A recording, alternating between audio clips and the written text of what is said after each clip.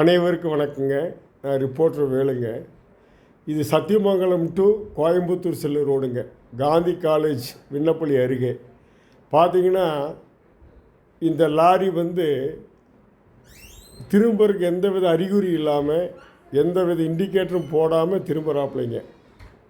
இதனால் இந்த passenger point to point பஸ்ஸுங்க, இந்த டிரைவர் பாராட்டணும். சாமர்த்தியமாக லாரிலையும் முட்டாமல் பயணிகளுடைய பாதுகாப்பை கருதிங்க சாமர்த்தியம் ஓட்டிகிட்டு வந்திருக்காருங்க.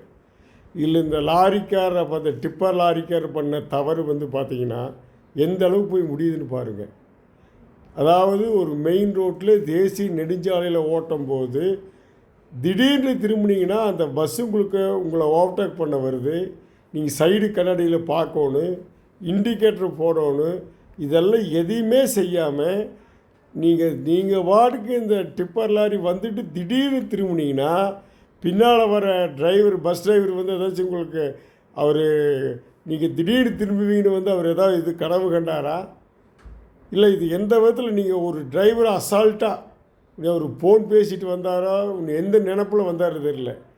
இவர் பண்ணுற ஒரு சாதாரண தவறுனால இன்றைக்கி எத்தனை பேர்த்தோட உயிர் பாதிக்கப்பட்டிருக்கு. இவர் பஸ் டிரைவர் திறமையை நிறுத்தணுங்காட்டி பரவாயில்ல, இந்த அளவுக்கு பண்ணுங்காட்டி பரவாயில்ல.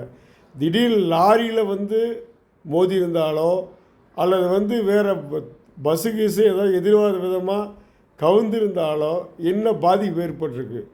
அதனால் தயவுசெய்து ஓட்டுநர்கள் கேர்ஃபுல்லாக ஓட்டுங்க. ஃபோன் பேசுகிறீங்களா, ஓரமாக நிறுத்தி ஃபோன் பேசுங்க.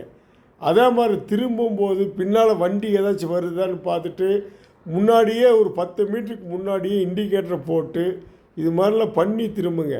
இதில் புதுசில் நீங்கள் ஒரு டிப்பர் வண்டி ஓட்டுறவங்க